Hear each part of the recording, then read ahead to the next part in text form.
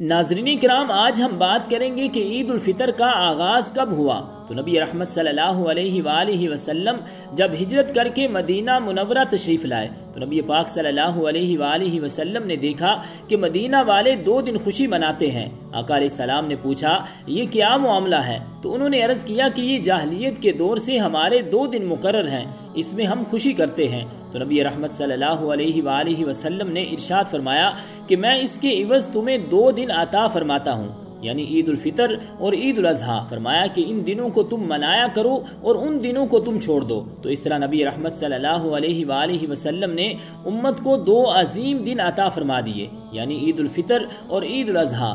عید الفطر ایک ایسی عظیم عید ہے کہ جس کی بہترین مثال کسی اور عید میں نہیں ملتی۔ اب اس عید کو عید اس لیے کہتے ہیں کہ اللہ تعالیٰ اپنے بندوں پر خوشی اور شادمانی کو بار بار لاتا رہتا ہے، اور یہ عید عود سے ہے جس کے معنی ہے بار بار لوٹ کر آنا۔ بعض علماء کرام اس کی وجہ تسمیہ یہ بتلاتے ہیں کہ عید اس لیے اس کو کہا جاتا ہے کہ اس دن اللہ تعالیٰ مسلمانوں سے یہ فرماتا ہے کہ اے مسلمانوں، اب تم مغفور یعنی بخشے ہوئے ہو، اور اس حالت میں تم سب اپنے گھر لوٹ جاؤ۔ ہم مسلمانوں کو اپنی ذمہ داری کا احساس ہونا چاہیے کہ اللہ تعالیٰ نے ہم کو خیر امت بنایا ہے، تو اس کا ہمیں حق ادا کرنا چاہیے۔ حق یہ ہے کہ ہر حال میں اللہ تعالیٰ کا شکر ادا کرتے رہیں، اللہ تعالیٰ اور حضور صلی اللہ علیہ وآلہ وسلم کی اطاعت و فرما برداری کو ہمیشہ اپنے اوپر لازم کر لیں۔ عبادت کریں تو اخلاص کے ساتھ، روزے رکھیں تو مولا کی رضا کے لیے۔ تو ایسی حالت میں عید الفطر ہمارے حق میں عید سعید بن جائے گی۔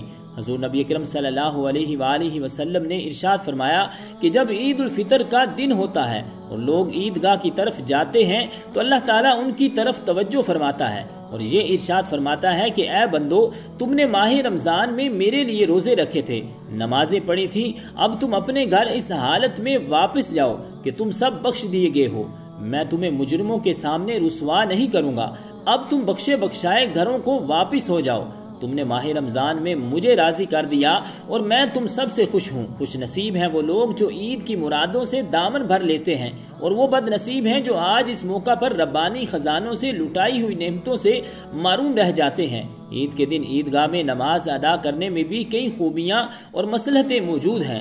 ایک تو اس عظیم اجتماع کے روح پرور مظاہرہ کے ذریعے دین کی عظمت و برتری اور شان و شوکت کے اظہار کا یہ مبارک موقع مل جاتا ہے۔ احکام خدا و رسول کی تعمیل میں اطراف و اکناف کے مسلمان ایک مرکز پر جمع ہو کر بطور تشکر اپنے معبود حقیقی کے آگے سر نیاز کو خم کر دیتے ہیں۔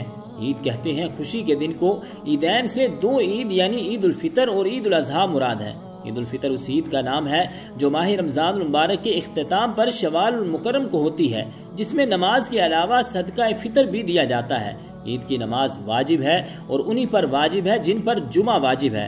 نماز عید کے لیے شرائط وہی ہیں جو نماز جمعہ کی ہیں، مگر اتنا فرق ہے کہ نماز جمعہ میں خطبہ شرط ہے اور نماز عیدین میں سنت، اور جمعہ کے خطبہ کا نماز سے پہلے پڑھنا چاہیے اور عیدین کا خطبہ نماز کے بعد۔ جمعہ میں اذان و اقامت دونوں ہیں اور عیدین میں نہ اذان ہے نہ اقامت۔ عید کے دن حسب ذیل امور مسنون اور مستحب ہیں۔ اپنی آرائش کرنا، غسل کرنا، مسواک کرنا، عمدہ سے عمدہ لباس جو موجود ہو وہ پہننا، خوشبو لگانا، عید کے دن فجر کی نماز محلے کی مسجد میں پڑھنا، عیدگاہ میں بہت سویرے سویرے جانا، عید الفطر میں عیدگاہ جانے سے پہلے صدقہ فطر دے دینا، عید الفطر میں پہلے کھجور یا کوئی میٹھی چیز کھا کر نماز کو جانا، عید کی نماز خاص عیدگاہ میں جا کر ادا کرنا، عیدگاہ کو ایک راستے سے جانا اور دوسرے راستے سے واپس آنا، عیدگاہ کو پیادہ پا جانا بشرطے کہ جا سکے، راستے میں تکبیر پڑھتے ہوئے جانا، عید الفطر میں تکبیر آہستہ آواز سے پڑھنا، نیز خیرات کی زیادتی، خوشی کا اظہار اور مبارکباد دینا مستحب ہے۔ تو رب ذوالجلال ہم سب کو عمل کی توفیق اور ہمت عطا فرمائے، آمین بجاہ النبی الکریم الامین۔